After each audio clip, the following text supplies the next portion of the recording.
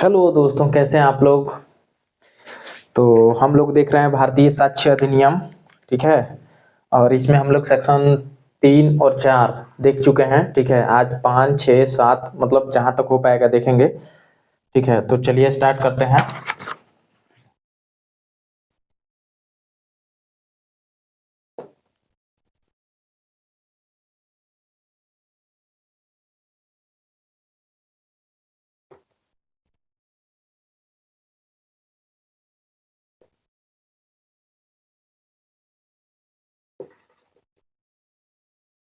ठीक, चलिए। तो हम लोग कल कुछ केस देखे थे, रतन वर्सेस क्वीन और आर वर्सेस बेडिंगफील्ड। ठीक है। जिसमें रतन वर्सेस क्वीन में एक वुमेन जो है या लड़की कह सकते हैं कि वो कॉल करती है पुलिस को। जैसे कॉल करती है, ऑपरेटर जैसे ही पुलिस स्टेशन कनेक्ट करता है वैसे कॉल कट जाता है। ठीक है। और आर वर्सेस वेडिंग फील्ड में उसके बारे में भी जाने थे हम लोग विस्तार से। आज दो केस और देखेंगे। ठीक है, सनवल दास वर्सेस स्टेट ऑफ बिहार और एक है आर वर्सेस फोस्टर। ठीक है, आर वर्सेस फोस्टर और एक है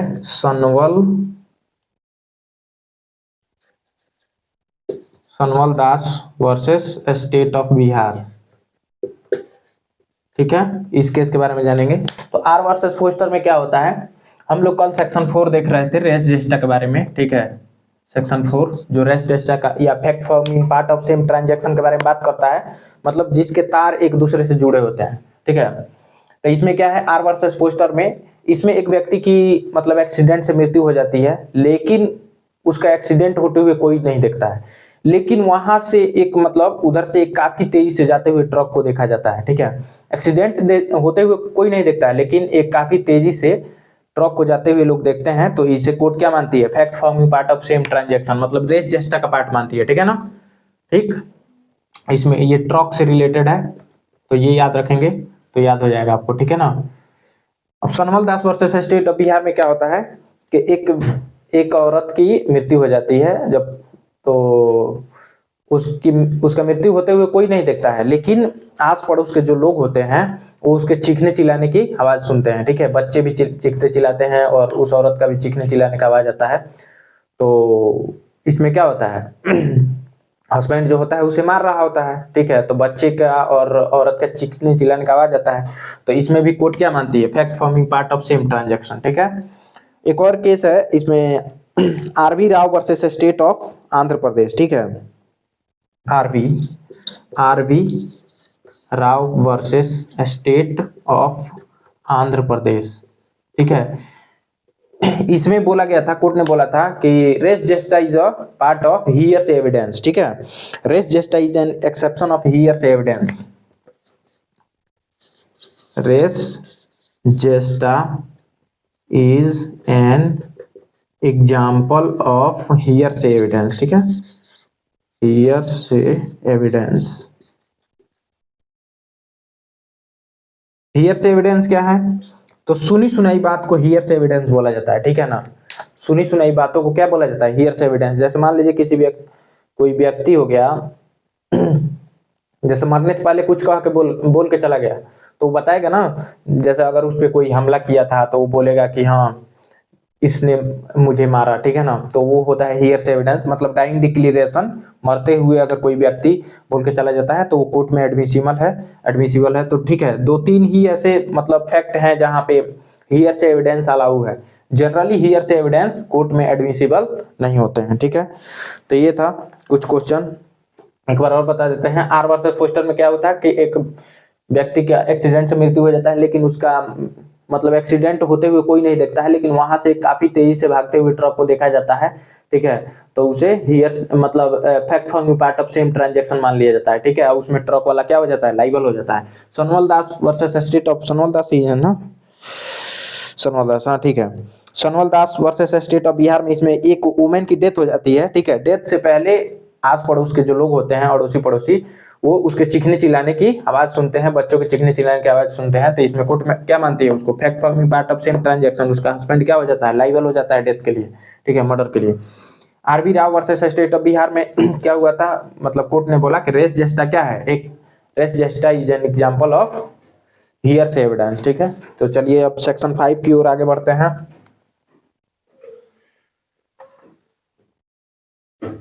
अगर कोई भी दिक्कत हो तो आप लोग कमेंट में जरूर बताइएगा, ठीक है। अभिषेक भाई, आशीष भाई, चलिए अगला है सेक्शन 5, ठीक है। सेक्शन 5 किसके बारे में बात करता है, ओकेजन, कॉज, इफेक्ट और state of mind. Occasion, cause और इफेक्ट, अगर कोई भी एक्ट अगर होता है उसमें ओकेजन, कॉज और इफेक्ट शो हो रहा है तो उसे क्या कहेंगे, वो रिलीवेंट है, ठीक है, रिलीवेंट है, एडमिसिबल है। चलिए इसमें क्या कह रहा है, फैक्ट 4 तो हम लोग वही तो सेक्शन 3 क्या था, सेक्शन 3 भी देख चुके थे कि कौन सा जो है फैक्ट रिलीवेंट है। अभी जो हम लोग देखे सेक्शन 4 देखे थे, सेक्शन 4 किसका बात करता है, रेस जेस्टा का बात करता है, ठीक है। अब हम लोग देख रहे हैं section 5, facts which are occasion, cause और इफेक्ट ऑफ फैक्ट और effect of facts in issue और रिलीवेंट फैक्ट्स और रिलीवेंट फैक्ट्स। देखिए इसमें क्या क्या पॉइंट है, इसमें अगर कोई भी एक्ट होता है जिसमें क्या शो हो, ओकेजन,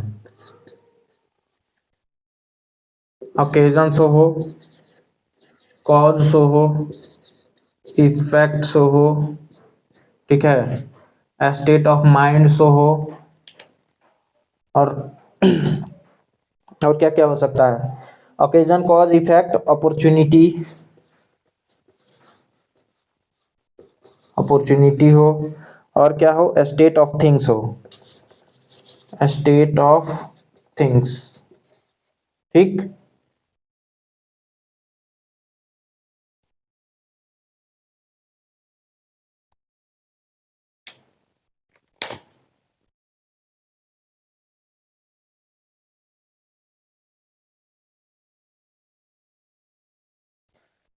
देखिए तो अगर कोई भी एक्ट या ओमिशन अगर दिखता है वहां, उसमें अगर ओकेजन शो हो रहा है, कॉज शो हो रहा है, इफेक्ट शो हो रहा है, अपॉर्चुनिटी शो हो रहा है, स्टेट ऑफ थिंग्स शो हो रहा है, तब हम क्या कहेंगे कि वो एडमिसिबल है या रिलीवेंट है, किसके अंडर, अंडर सेक्शन 5 ऑफ भारतीय साक्ष्य अधिनियम, ठीक है। एक केस था इसमें आर वर्सेस रिचर्डसन, इसमें एक लड़की होती है जो अपने कॉटेज में उसकी हत्या हो जाती है, मतलब मृत्यु हो जाती है, मर्डर हो जाता है, ठीक है। एक लड़की होती है किसमें, आर वर्सेस रिचर्डसन, रिचर्डसन, ठीक है। कब का केस है ये, आर वर्सेस रिचर्डसन, कहाँ गया भैया, दो, अच्छा देख लीजिएगा, ठीक है। इसमें क्या होता है कि एक यंग लड़की होती है जिसका मर्डर हो जाता है अपने कॉटेज में, ठीक है। तो वहां पे prints of foot step shows that they were those of the person who must have one shoes, ठीक है। मतलब उसमें क्या होता है कि इसका अपने कॉटेज में मृत्यु हो जाती है, तो वहां पे जूतों के कुछ निशान पाए जाते हैं, ठीक है। तो इससे क्या शो हो रहा है, इफेक्ट शो हो रहा है, ठीक है, कि जो लोग आए थे वो लोग जो शूज पहने हुए थे, ठीक है, क्या पहने हुए थे, शूज। इफेक्ट ऑफ फैक्ट देखिए यहाँ पे, shows that they were those of a person, वो ऐसे व्यक्ति थे who must have worn shoes, जो जिन्होंने जूते पहने हुए थे, the sole of which had been newly mended, और ऐसा प्रतीत हो रहा था कि सोल उसका क्या है, नया है, and which had iron knobs और नेल्स इन देम, ठीक है। This is one of the effect of the fact in issue, ठीक है। तो इसमें क्या शो हो रहा है, इफेक्ट शो हो रहा है, ठीक है। ओकेजन वाला क्या है, जैसे मान लीजिए आप कहीं जा रहे हैं, एकदम झाड़ झूर का टेंटिंग पेंटिंग, आईफोन है, सोना का सीकड़, ये सब, और अकेले जा रहे हैं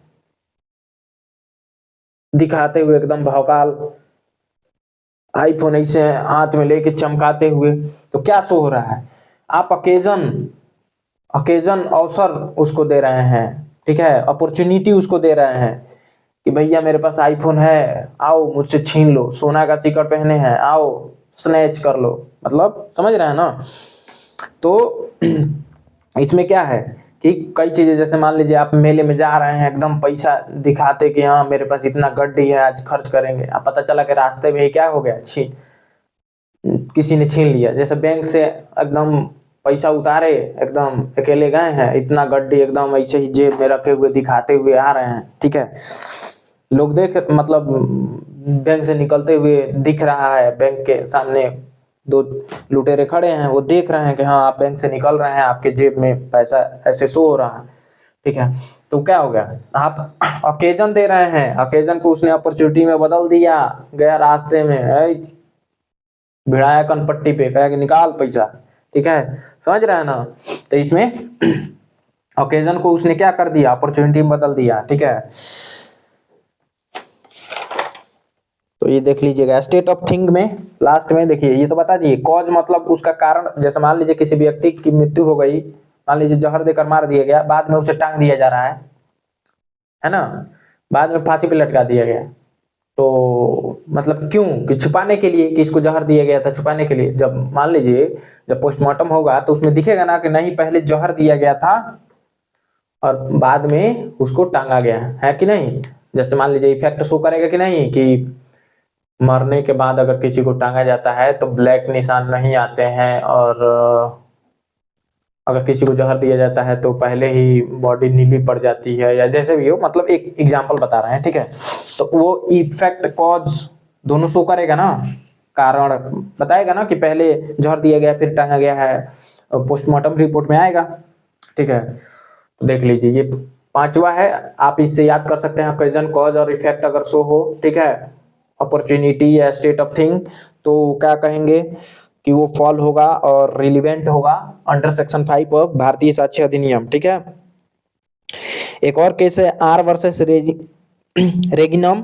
इसमें क्या होता है, where the cause was prosecuted, accused was prosecuted for the shooting down his wife and he took the defense of accident, ठीक है। रतन वर्सेस रेजिनम में क्या हुआ था कि जो एक्यूज था उस पे आरोप था अपने वाइफ का मर्डर करने का, वो क्या करता है, मतलब डिफेंस क्या लेता है, एक्सीडेंट का, कि एक्सीडेंटली हो गया है, ठीक है ना।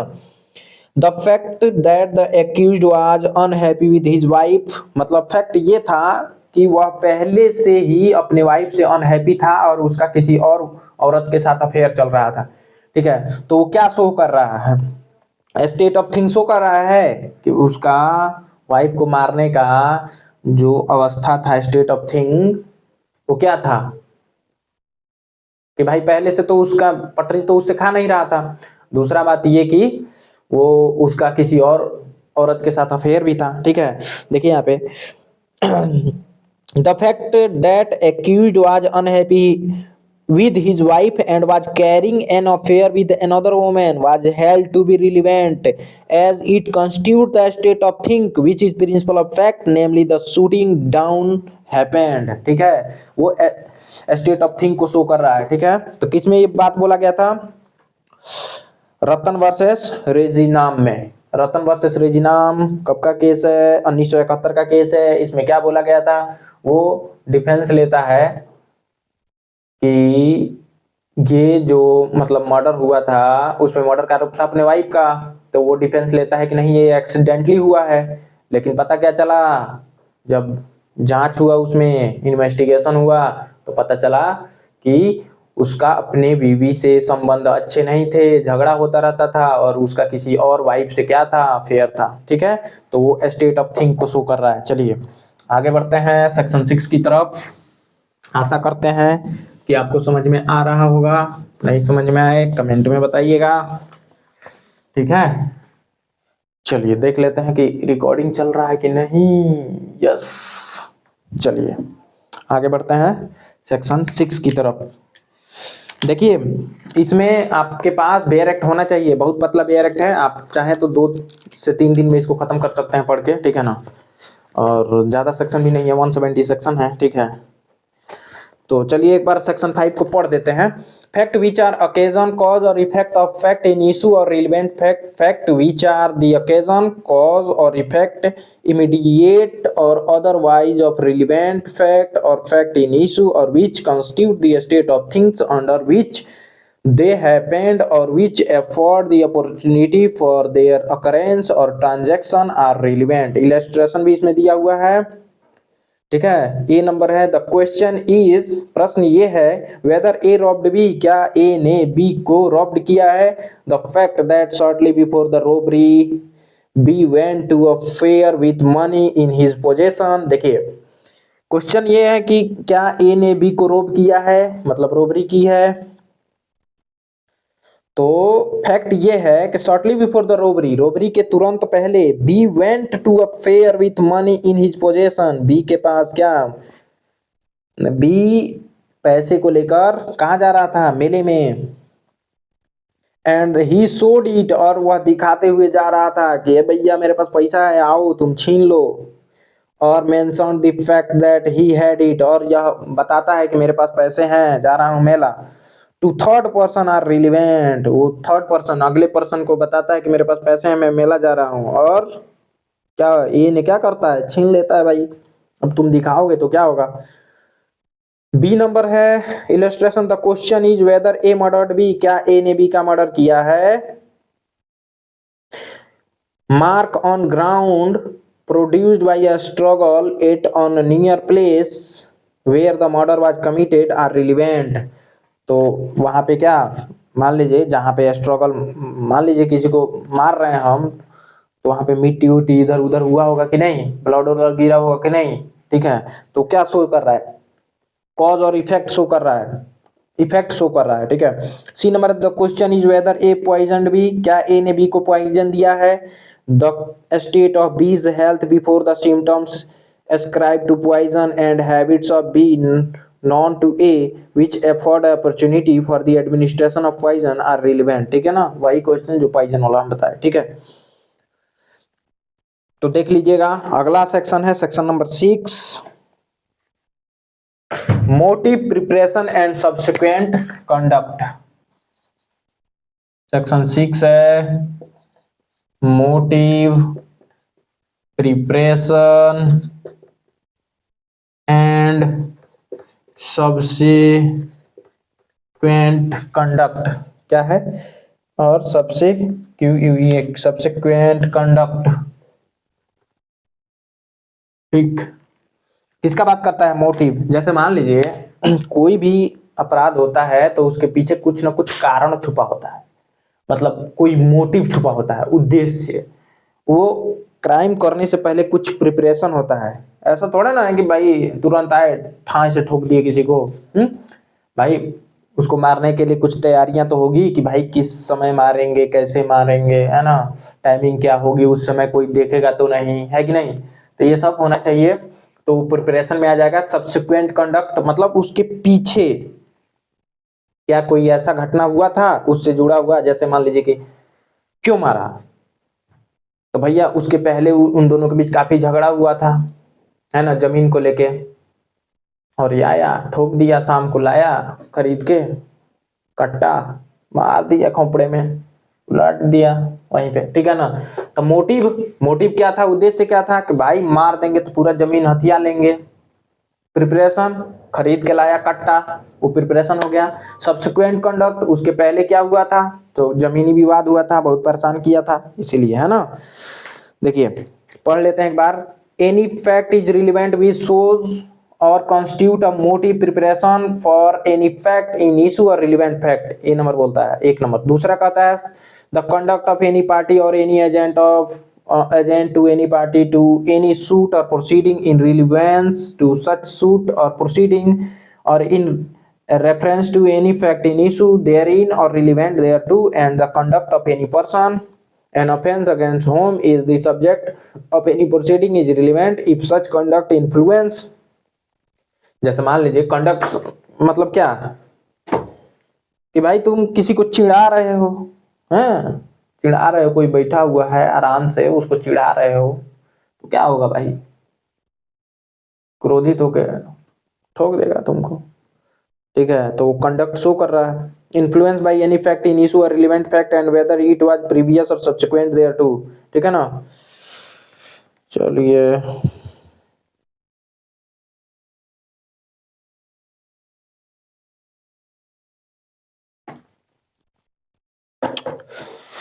तो मतलब कोई भी अपराध होने से पहले उसमें क्या होता है, ये दिखता है ना कि भाई उद्देश्य क्या था मारने के पीछे, है ना, मोटिव क्या था उसका। जैसे यहाँ पे देखिए, motive is the moving power which implies want to do an act, it is the inducement of for doing the act, motive by itself is no crime. मतलब समझ रहे हैं क्या कि मोटिव मतलब एक समझ लीजिए उद्देश्य, सिर्फ मेरा उद्देश्य है कि उसको मारना है, तो क्या ये ऑफेंस है? नहीं। मोटिव अपने आप में ऑफेंस नहीं है, प्रिपरेशन भी अपने आप में ऑफेंस नहीं है। ठीक है, जब तक कि ऑफेंस कमिट ना हो जाए, मतलब ऑफेंस डन ना हो जाए, मतलब हो ना जाए, तब तक मोटिव और प्रिपरेशन अपने, मैं, मेरा उद्देश्य है कि मैं आशीष को मारूंगा और उसका संपत्ति हथिया लूंगा। आशीष भाई मजाक कर रहे हैं यार। ठीक है, मेरा उद्देश्य था, मतलब उद्देश्य है कि आशीष को मारूंगा और उसका पूरा प्रॉपर्टी ले लूंगा, अकेले है अपने माता पिता का। लेकिन क्या मेरा ये मोटिव अपने आप में ऑफेंस है? नहीं है। मान लीजिए कि मेरा मोटिव था अब आशीष को मारना है, उसका संपत्ति ले लेना है, गया कट्टा खरीद लाया मारने के लिए, है ना, तो क्या कट्टा खरीदना भी लाइसेंसी कट्टा, मतलब लाइसेंस रहेगा तभी तो खरीदेंगे, लाइसेंस लेंगे फिर खरीदेंगे, तो क्या खरीदना प्रिपरेशन अपने आप में ऑफेंस है? नहीं, जब तक कि ठोक न दे, मतलब मार न दे। ठीक है, तो देख लीजिए ये उसका बात करता है। ठीक है,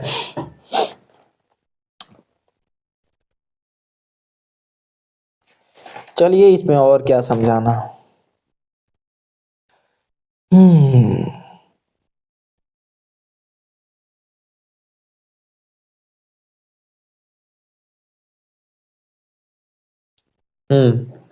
कंडक्ट क्या, तो कंडक्ट मतलब कोई भी गिल्टी माइंड होता है तभी तो गिल्टी, मतलब गिल्टी माइंड नहीं होगा तब तक गिल्टी कंडक्ट कैसे होगा, है ना।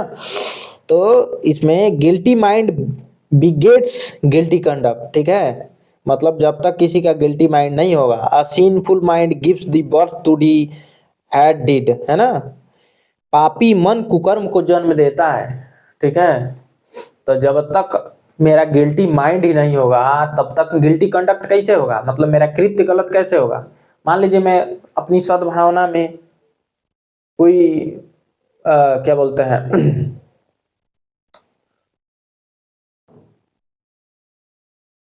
मतलब कोई भी सद्भावना में मैं अपना काम कर रहा हूं और उससे किसी को हार्म हो गई, मेरा मतलब मनसा नहीं था उसको चोट पहुंचाना, उसको चोट लग गया, तो क्या मैं, मेरा जो मैं उसके लिए लाइबल हूं? नहीं, क्योंकि मेरा गिल्टी इंटेंशन था ही नहीं, मेरा तो इंटेंशन था बचाने। जैसे डॉक्टर हो गया, डॉक्टर अगर किसी को अपने कंडक्ट से उसको बचाना चाहता है लेकिन बाय मिस्टेक उसकी मृत्यु हो जाती है, तो क्या उसके लिए लाइबल है? नहीं है, वो प्रोटेक्टेड है ना। तो इसमें तो मतलब अरे एक एग्जांपल बताए हैं, तो कंडक्ट क्या है, तो गिल्टी माइंड जब तक नहीं होगा तब तक गिल्टी कंडक्ट नहीं होगा, है ना। चलिए आगे सेक्शन 7, सेक्शन 7 भी देख लेते हैं। आइडेंटिफिकेशन परेड ये बात करता है, हालांकि इसका जो यति है वो कुछ अलग है, मतलब इसमें जो लिखा हुआ है, चलिए क्या लिखा हुआ है, fact necessary, fact necessary to explain और इंट्रोड्यूस, एक्सप्लेन और इंट्रोड्यूस फैक्ट इन इशू और relevant fact, fact in issue और रिलीवेंट फैक्ट, ठीक है, रिलीवेंट फैक्ट्स।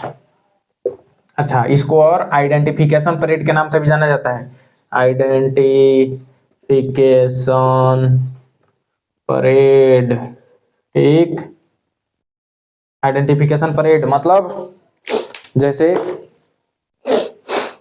कोई मेरा सामान चुरा लिया, मैं गया कंप्लेन किया पुलिस स्टेशन में, पुलिस को पता है कि हाँ उस एरिया में कौन कौन से आदतन अपराधी मतलब चोर हैं, उन लोगों को पकड़ के लाया गया, लाइन से खड़ा करा दिया गया। वो और मतलब जब चोरी करके भाग रहा था तो तुम उसको पीछे से देखे थे, टॉर्च बारे तो देखा उसका कपड़ा या पीछे का जो भी हेयर स्टाइल है ना, तो वो तुमको दिखा। अब पुलिस क्या की, उसको लाइन से खड़ा करा दी पीछे से। अब बोली कि देखो पहचानो कौन है, तुम पहचाने, फिर उसको दौड़ा के दिखाया गया, उसी प्रकार दौड़ रहा था, है ना। तो वो क्या है, आइडेंटिफिकेशन परेड है। या कोई मान लो कि क्राइम होते हुए कोई बच्चा देख लिया, है ना, तो कुछ लोगों को पुलिस गिरफ्तार करेगी, लाइन से खड़ा करा देगी, उसके बाद से पूछेगी कि देखो इसमें कौन है, पहचानो। तुम पहचानोगे तो उसे ही आइडेंटिफिकेशन परेड है। आइडेंटिफिकेशन परेड कौन करा सकता है, तो कोई भी करा सकता है, ठीक है, समझ में आया। चलिए देख लेते हैं, इसको पढ़ लेते हैं। फैक्ट नेसेसरी टू एक्सप्लेन और introduce a fact in issue और relevant fact or which support or reboot an inference suggested by a fact in issue or relevant fact or which establish the identity of thing or person whose identity is relevant or fix the time or place at which any fact in issue or relevant fact happened or which show the relation of parties by whom any such fact was transacted are relevant in so far as they are necessary for that purpose, ठीक है। इसमें कुछ point है, देख लीजिएगा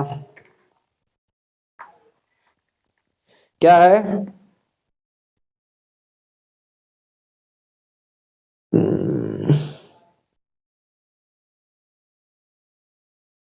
fact necessary to explain और introduce, ये हो जाएगा, ठीक है। सपोर्ट और रिबूट, ठीक है। आइडेंटिटी ऑफ थिंग्स और person, fact that fix the time and place, और रिलेशन ऑफ पार्टीज। कुछ इसमें 4-5 पॉइंट है, वो देख लीजिएगा क्या क्या है। फैक्ट नेसेसरी और एक्सप्लेन और introduce. Fact necessary, fact necessary to explain और इंट्रोड्यूस, टू एक्सप्लेन और इंट्रोड्यूस मतलब वो फैक्ट जो नेसेसरी है एक्सप्लेन करने के लिए, इंट्रोड्यूस करने के लिए, ठीक है। सपोर्ट और रिबूट, ठीक, जो सपोर्ट या रिबूट कर रहे हैं किसको, रिलीवेंट फैक्ट को, ठीक है। सपोर्ट और रिबूट किसको, रिलीवेंट फैक्ट और फैक्ट इन इशू को, रिलीवेंट फैक्ट और फैक्ट इन इशू को। और क्या है, इसी में दिया हुआ है डेफिनेशन में ही जो हम लिख रहे हैं, ठीक है ना। Identity of thing, identity of thing. अच्छा ये बताइए, आइडेंटिफिकेशन परेड किसका होता है, सिर्फ पर्सन का नहीं, वस्तुओं का भी। जैसे आपका मोबाइल चोरी हो गया, पुलिस गई छानबीन की तो उसको चोरी का 10 मोबाइल मिल गया, अब वो तुम्हारे सामने 10 रख दी, अब तुम पहचानोगे तुम्हारा कौन सा है ना। या तुम फिंगरप्रिंट, आइडेंटिटी ऑफ थिंग्स, आप आइडेंटिटी बताओगे कि उसका पासवर्ड ये है, तो पुलिस वाला पासवर्ड डालेगा, खुल गया तो तुम्हारा मोबाइल है। समझ में आ रहा है ऐसे, ठीक है। आइडेंटिटी ऑफ थिंग्स और पर्सन, तो देखिए थिंग्स भी और पर्सन भी, ठीक है ना। तो आइडेंटिफिकेशन परेड किसका किसका होता है, तो थिंग्स या पर्सन दोनों का हो सकता है, ठीक है। Fix the time and place, fix the time and place, ठीक। और क्या है, relation of parties, relation of parties. ठीक है, तो ये कुछ पॉइंट है, 2 3 4 5 6, अरे 5 ही है यार, गलती हो गया है काउंटिंग में, है ना। तो फैक्ट, वो फैक्ट, नेसेसरी फैक्ट जो एक्सप्लेन या इंट्रोड्यूस करें उस व्यक्ति को या पर्सन को या थिंग्स को, जो उसको सपोर्ट या रिबूट करें। रिलेवेंट फैक्ट या फैक्ट इन इशू को, ठीक है। आइडेंटिटी ऑफ थिंग्स और person, fix the time and place, relation of parties. ठीक है, तो ये कुछ पॉइंट है सेक्शन किसमें, 7 में। सेक्शन 7 किससे रिलेटेड है, आइडेंटिफिकेशन पीरियड से। 6 motive preparation and subsequent conduct. ठीक है, और 5 किससे रिलेटेड है अभी ना बताए हैं जी,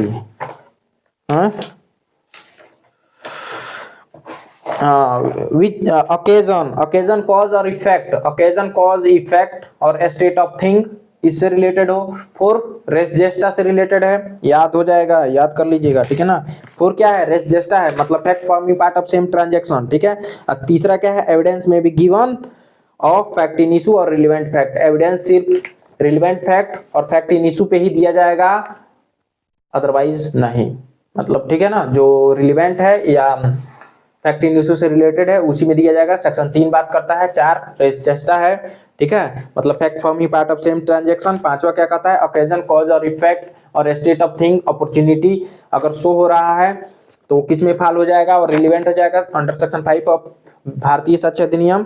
ठीक है, और 6वां क्या करता है, मोटिव प्रिपरेशन और प्रीवियस सब्सिक्वेंट कंडक्ट, मतलब पिछला, यहाँ पे प्रीवियस छूट गया है, प्रीवियस सब्सिक्वेंट कंडक्ट। ठीक है, अगर कोई कृत्य में मोटिव प्रिपरेशन और, जैसे मान लो किसी का मर्डर हुआ तो पुलिस आती है तो कैसे, कोई छानबीन में क्या, पहले इन्वेस्टिगेशन में क्या पूछती है कि तू उस, मतलब तुम्हारे घर वालों से, मतलब जिसका डेथ हुआ है उसके घर वालों से, कि उसका किसी से झगड़ा वगड़ा तो नहीं हुआ था, कोई दुश्मनी तो नहीं चल रही थी। ठीक है, तो वो प्रीवियस सब्सिक्वेंट कंडक्ट के बारे में पूछता है ना। और 7वां क्या है, identification period, fact necessary to explain और इंट्रोड्यूस फैक्ट इन इशू और रिलेवेंट फैक्ट। ठीक है ना। So thanks for watching. और वीडियो अच्छा लगे तो please like, subscribe and share, अपने दोस्तों के साथ भी शेयर कर दिया करो यार, चैनल बहुत पीछे है कब। ओके, धन्यवाद दोस्तों।